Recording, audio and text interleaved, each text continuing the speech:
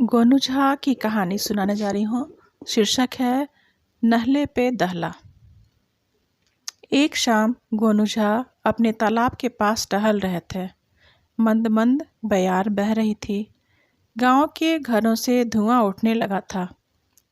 पनिहारिनें कुओं से पानी लेकर अपने घरों की ओर जा रही थीं। कभी कभी कुछ हलवाहे अपने हल और बैल के साथ खेतों से निकलकर पगडंडियों से गुजरते दिख पड़ते थे। तालाब के पास से जब वे गुजरते तो बैलों के गले में बंधी घुंघरुओं की पट्टी से मधुर ध्वनि निकलती और पेड़ों के झुरमुट में बैठी चिड़ियों की चहचहाहट के साथ मिलकर एक संगीत मिश्रित शोर पैदा करती। शाम का यह मंजर बहुत मनभावन था। गोनू झा शाम के सौंदर्य को निहारते हुए कुछ गुनगुना रहे थे। तभी दूर से आते हुए युवराज को देखकर गोनू झा की तंद्रा भंग हुई। वे चकित से देख रहे थे कि महाराज का किशोर पुत्र उनकी तरफ ही तेज तेज चलते हुए आ रहा था। गोनू झा के लिए यह अप्रत्याशित था कि महाराज का बेटा गांव की पगडंडियों से पांव पैदल चलता हुआ इस तालाब तक आए, मगर यह सच था।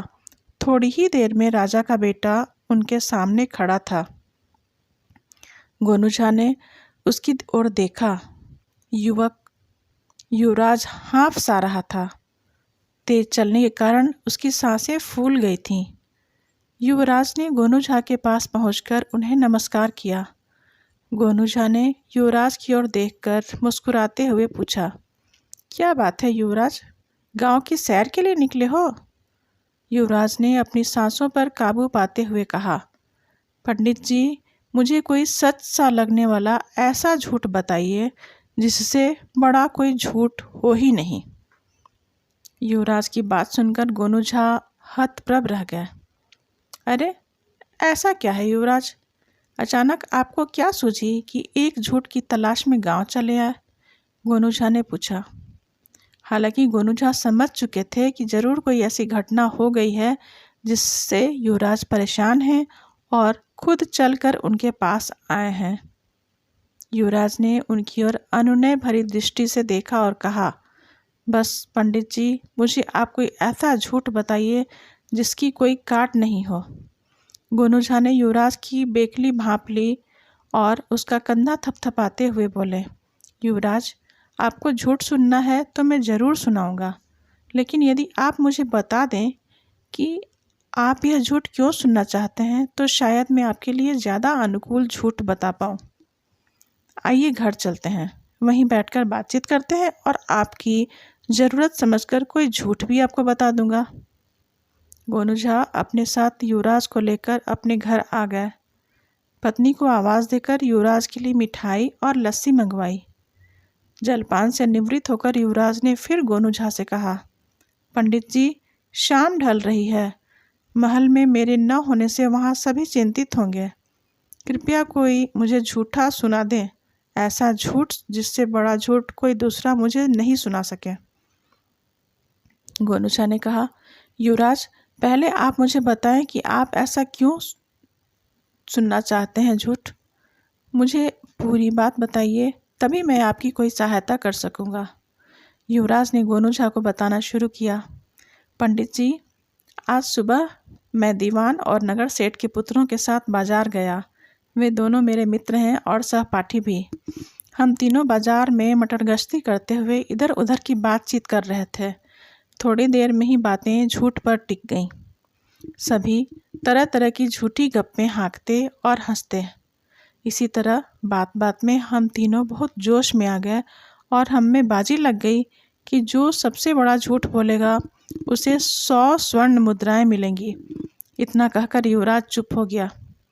युवराज की मुख मुद्रा देखकर गोनू झा को यह बात समझ में आ गई कि बात यहीं खत्म नहीं हुई है। उन्होंने युवराज से कहा, युवराज, आप चुप हो गए, आगे क्या हुआ बताइए, नहीं तो मैं आपकी मदद नहीं कर पाऊंगा। युवराज ने झिझकते हुए कहना शुरू किया, पंडित जी, इसके बाद दीवान पुत्र ने सबसे पहले झूठ सुनाना शुरू कर दिया। उसने कहा, आज से 100 साल पहले मेरे परदादा यहाँ के राजा थे और आज जो मिथिला नरेश हैं उनके परदादा बहुत गरीब थे, निर्धन। इधर उधर टहल टिकोला करते उनकी ज़िंदगी गुजर रही थी। एक दिन वे मेरे परदादा के पास आए, जिससे कि राजकोष से उनकी परवरिश के लिए एक निश्चित रकम वेतन के रूप में मिल सके। मेरे परदादा को उन पर दया आ गई और उन्होंने उन्हें हुक्का भरने के काम पर अपनी निजी चाकरी के लिए रख लिया। युवराज ने आगे बताया, क्या कहूँ पंडित जी, उसकी गप सुनते ही मेरी मति मारी गई और मुझे गुस्सा आ गया और मैं गुस्से में बोल पड़ा, झूठ, बिल्कुल झूठ, ऐसा हो ही नहीं सकता। मिथिला नरेश का वंश वृक्ष राजमहल में उपलब्ध है, चाहो तो देख लो। मेरा ऐसा कहना था कि दीवान के बेटे ने तपाक से कहा, मैंने कब कहा कि मैं सच कह रहा हूँ? अरे यार, बात तो झूठ की थी। लो, मैंने सुना दी सबसे बड़ी झूठ। अब निकालो 100 स्वर्ण मुद्राएं। और चूंकि मैं शर्त हार गया था, इसलिए मैंने दीवान पुत्र को 100 स्वर्ण मुद्राएं दे दी। गोनूझा पूरी तन्मयता से युवराज की बातें सुन रहे थे। उन्होंने युवराज की ओर देखते हुए पूछा, फिर क्या हुआ युवराज? युवराज ने फिर कहना शुरू किया, पंडित जी, इसके बाद नगर सेठ के पुत्र ने कहना शुरू किया, एक बार की बात है, राज्य में भयंकर बाढ़ आई हुई थी। सारे खेत खलिहान डूब गए थे। गांव के लोग जीवन रक्षा के लिए पलायन कर गए। यही हाल नगर का था। नगरवासी भी बाढ़ की विनाश लीला से बचने के लिए सुरक्षित स्थानों पर आ चुके थे। नगर में केवल मेरा परिवार बचा रह गया था, या फिर महाराज का। चूँकि मेरा परिवार व्यापार से धन अर्जन करता है, इसलिए हमारे पास अनाज का अकूत भंडार था, जो हमारे भवन के सबसे ऊपरी तल्ले पर रखा गया था कि यदि बाढ़ का पानी हमारे भवन में प्रवेश करे तो अनाज को कोई क्षति न पहुँचे। बाढ़ के कारण राजभवन के छोटे कर्मचारी और खिदमतदार भाग चुके थे। एक दिन बाढ़ का पानी राजभवन में घुस गया और देखते देखते राजभवन का अन्न भंडार पानी में डूब गया। इसके बाद राजभवन के लोग भूख से बिलबिलाने लगे। तब महाराज स्वयं मेरे पिता के पास आए और अपना अंग वस्त्रम उनके सामने फैलाकर विनती की कि सेठ जी, दया करके हमारे महल में कुछ अनाज की बोरियां भिजवा दीजिए, भगवान आपको मदद करेगा। ठीक वैसे ही बोल रहे थे महाराज, जैसे भिखमंगे भीख मांगने के लिए बोलते हैं, गुहार लगाते हैं। बस पंडित जी, इतना सुनते ही मुझे क्रोध आ गया और मैं नगर सेठ के बेटे पर टूट पड़ा। उसका गला दबाते हुए मैं चीखने लगा, शर्म नहीं आती महाराज के प्रति ऐसा झूठ बकवास करते हुए तुम्हें? तुम्हारे पिता जैसे 1000 व्यापारी मिलकर भी मिथिला नरेश की संपदा की बराबरी नहीं कर सकते। इसके बाद पंडित जी, नगर सेठ के पुत्र ने विनम्रतापूर्वक अपना गला छुड़ाते हुए कहा, क्रोधित न हो युवराज, बात तो झूठ कहने की थी। मुझे खुशी है कि मैंने आपको सबसे बड़ा झूठ सुना दिया कि अब आप अंटी ढीला करें। आप शर्त हार गए, इसलिए निकालिए 100 स्वर्ण मुद्राएं, युवराज ने कहा और लंबी सांस ली। फिर गोनूझा की ओर देखकर कहा, बस पंडित जी, शर्त के अनुसार मैंने 100 स्वर्ण मुद्राएं दे दी और उन्हें यह कहकर वापस आ गया कि शाम होने को है, मैं अपनी तरफ से झूठ कल सुनाऊंगा। इसके बाद पंडित जी, मैं आपको खोजता हुआ तालाब के पास पहुंच गया। मैं मुश्किल में हूँ पंडित जी, क्योंकि वे 200 स्वर्ण मुद्राएं राजकोष की हैं। यदि इन्हें कोषागार में नहीं डाला गया तो मैं किसी को मुंह दिखाने के काबिल नहीं रह पाऊंगा। पंडित जी, बस आप ही मेरी मदद कर सकते हैं। इतना कहकर युवराज सिसकने लगा। गोनूझा अपने स्थान से उठे और उसकी पीठ थपथपाते हुए बोले, शांत हो जाएं युवराज, अभी आप घर जाएं, विश्राम करें। कल मैं आपके साथ वेश बदलकर चलूँगा और मैं झूठ सुनाऊंगा उन्हें। आपके 200 स्वर्ण मुद्राओं के स्थान पर उनसे 400 स्वर्ण मुद्राएं दिलवाऊंगा। आप चिंता न करें।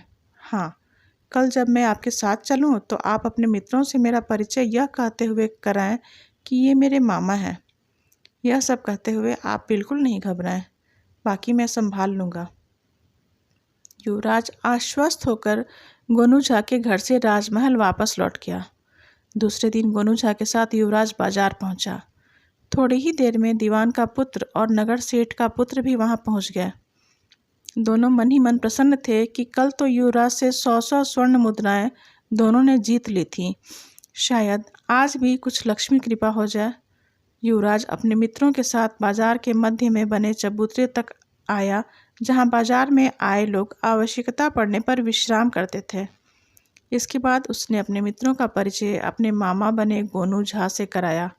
युवराज के मित्र उतावले हो रहे थे कि युवराज सफल नहीं होगा और उन्हें फिर 200 स्वर्ण मुद्राएं बैठे बिठाए हाथ लग जाएंगी। इसलिए बिना मामा पर ध्यान दिए ही दोनों ने युवराज से कहा, युवराज, अब सुनाओ सबसे बड़ा झूठ। युवराज ने अपने मित्रों से कहा, क्यों न हम इस झूठ प्रतियोगिता में अपने मामा जी को भी शामिल कर लें। दीवान पुत्र और नगर सेठ के पुत्र ने गोनू झा पर दृष्टि डाली। गोनू झा ने अपना वेश बिल्कुल गंवारों की तरह बना रखा था। दोनों ने गोनू झा को देखकर सोचा, यह तो निपट गंवार लग रहा है। यह भला क्या झूठ सुनाएगा। शामिल होने दो, इसकी गांठ से भी कुछ स्वर्ण मुद्राएं मिल जाएंगी। फिर दोनों ने लगभग एक साथ कहा, कोई बात नहीं युवराज, इन्हें भी शामिल कर लो, मगर शर्त इन्हें बता दो कि सबसे बड़ा झूठ यदि ये नहीं बोल पाए तो इन्हें 200 स्वर्ण मुद्राएं देनी पड़ेंगी। युवराज ने चौंक कर पूछा, 200 स्वर्ण मुद्राएं? क्यों? कल तो शर्त 100 स्वर्ण मुद्राओं पर ही लगी थी। युवराज के दोनों मित्र मुस्कुराए और बोले, कल की बात कल गई, आज तो यही शर्त लगेगी। युवराज कुछ कहता कि उससे पहले युवराज के मामा बने गोनू झा ने कहा, मुझे आप लोगों की शर्त मंजूर है। अब आप लोग बताएं, पहले कौन झूठ सुनाएगा। युवराज को भरोसा हो चुका था कि अब कमान गोनू झा के हाथों में आ चुकी है, इसलिए युवराज चुप रहा। उसके दोनों मित्र बोल पड़े, लगभग एक साथ ही आप युवराज के मामा हैं, तो हमारे लिए भी आप मामा ही हैं। आप ही पहले सुनाए झूठ। लेकिन याद रहे, झूठ ऐसा हो जिसका तोड़ न हो, वरना आप याद रखें, 200 स्वर्ण मुद्राएं। उनकी बात पूरी होती उससे पहले ही गोनू झा ने अपनी जेब से एक थैली निकाली और उनके सामने खोलते हुए उन्हें दिखाया, यह देखिए, 1 सहस्त्र स्वर्ण मुद्राएं हैं थैली में। मैं तो ठहरा गंवार आदमी। थैली में युवराज को थमा देता हूँ। यदि मैं झूठ न सुना सकूँ, तब युवराज तत्काल आप दोनों को 200 स्वर्ण मुद्राएं इस थैली से निकाल कर दे देंगे, ठीक है ना। दोनों मित्र प्रसन्न हो गए और स्वीकृति में अपना सिर हिलाया और बोले, ठीक है। गोनू झा ने फिर कहना शुरू किया, मेरे दादा के पास एक घोड़ा था, 10 गज ऊंचा घोड़ा। मेरे दादा के गांव में एकमात्र ऐसी जगह थी जहां यह घोड़ा बांधा जा सकता था। इतना कहने पर गोनू झा चुप हो गए। तब दोनों मित्रों ने उत्सुकता दिखाई और पूछा, कौन सी जगह थी वह?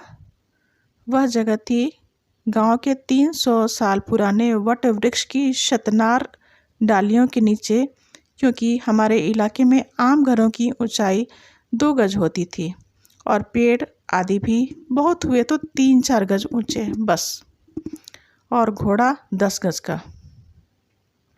किस्सा गोई में माहिर गोनू झा अपने चेहरे के हाव भाव के साथ अपने कहने के अंदाज में भी उतार चढ़ाव लाते थे, जिसके कारण सभी मुग्ध भाव से उनकी कहानी सुन रहे थे।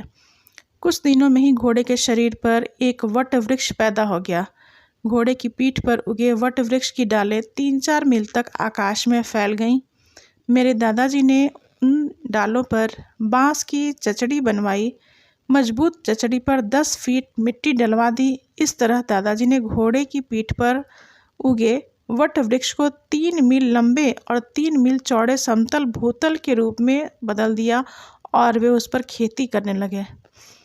सिंचाई की आकाशीय व्यवस्था थी, मतलब कि जहाँ कहीं भी पानी बरसता, दादाजी घोड़े को वहाँ ले जाते। घोड़े के साथ साथ खेत भी वर्षा वाले स्थान पर पहुँच जाता और खेत में लगी फसलों की सिंचाई हो जाती। इतना कहकर गोनू झा चुप हो गए और सुरती निकालकर अपनी हथेली पर अंगूठे से रगड़ने लगे। सभी युवक उनकी इस अजीबोगरीब कहानी दिलचस्पी से सुन रहे थे। उन्हें चुप देखकर वे पूछने लगे, फिर क्या हुआ मामा जी? गोनू झा ने सुरती अपने होठों में दबाए हुए कहा, एक बार दादाजी के राज्य में भयानक सूखा पड़ा। खेत में बीज ठरप गए।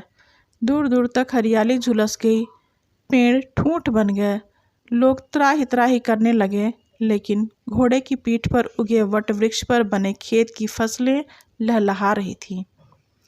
जहाँ कहीं भी बरसात होती, दादाजी घोड़े की पीठ पर सवार होकर घोड़े को वहाँ ले जाते। सारे राज्य में अनाज भंडार रिक्त हो गया, लेकिन हमारे दादाजी का अनाज भंडार अनाज से ठसाठस भरा हुआ था। सूखे के कारण जो तबाही पैदा हुई थी, उससे नगर सेठ के दादा और दीवान जी के दादा भी प्रभावित हुए थे। एक दिन वे दोनों मेरे दादाजी के पास आकर रोने लगे और बताने लगे कि उनका परिवार अनाज के अभाव में भूखों मर रहा है। उनका रुदन सुनकर मेरे दादाजी को दया आ गई और उन्होंने दीवान के दादा को 1000 मन गेहूँ, 1000 मन चावल और 500 मन दाल देकर उसका कागज बनवा लिया कि जब उनके पास इतना अनाज हो जाएगा तब वे मेरे दादाजी को वह अनाज वापस कर देंगे। मेरे दादाजी ने नगर सेठ के दादाजी को भी इतना ही अनाज दिया और उसके दस्तावेज बनाकर उनसे अंगूठे का निशान लगवा लिया कि जब उन्हें उनका अनाज वापस मिल जाएगा तब वे दस्तावेज नष्ट कर देंगे। तब से हमारी 2 पीढ़ी गुजर गई और अब वह दस्तावेज मेरे पास आ गया है। नगर सेठ और दीवान ने अब तक हमारे दादाजी का अनाज वापस नहीं किया है। दीवान और नगर सेठ के पुत्रों ने जब गोनू झा की कथा सुनी तो वे युवराज की तरफ देखते हुए बोले, कसम से यह आदमी झूठा है, ऐसा कभी नहीं हुआ। भला 10 गज का भी घोड़ा हो सकता है? कपोल कल्पित बातें कहकर तुम्हारा मामा हमारा अपमान कर रहे हैं। गोनू झा हंस पड़े। यदि मेरी बातें झूठ हैं तो निकालो 200 स्वर्ण मुद्राएं, नहीं तो मैं निकालता हूँ तुम्हारे दादाजी के दस्तावेज। दोनों झेप गए। वे शर्त हार चुके थे। 200 स्वर्ण मुद्राएं देना उनके वश की बात नहीं थी, इसलिए दोनों ही युवराज के सामने गिड़गिड़ाने लगे। युवराज का दिल भी अपने मित्रों की बेबसी पर पिघल गया और उसने गोनू झा से कहा, जाने दीजिए मामा जी। गोनू झा ने मुस्कुराते हुए कहा, जाने तो दूंगा युवराज, यदि ये दोनों आपकी स्वर्ण मुद्राएं लौटा दें और यह संकल्प लें कि भविष्य में इस तरह की शर्तें वे किसी के साथ भी नहीं लगाएंगे तब। नगर सेठ और दीवान के पुत्र ने युवराज से जीती गई रकम युवराज को लौटा दी और गोनू झा के सामने हाथ जोड़कर बोले, मामा जी, अब कभी हम इस तरह की शर्तें नहीं लगाएंगे, हमें क्षमा करें। हम आपको वचन देते हैं कि भविष्य में धन प्राप्ति के लिए उचित मार्ग ही तलाशेंगे। इसके लिए शर्त लगाने या जुआ खेलने की कल्पना भी नहीं करेंगे। उनकी बात सुनकर गोनू झा खुश हुए और तीनों युवकों को मिठाई की दुकान में ले जाकर अपनी ओर से जी भरकर मिठाई खिलाई और खुद भी जी भर के मिठाई खाई। फिर वे लोग अपने अपने घर आ गए। कहानी समाप्त। अगर कहानी पसंद आए तो इसे लाइक, सब्सक्राइब और शेयर ज़रूर करें।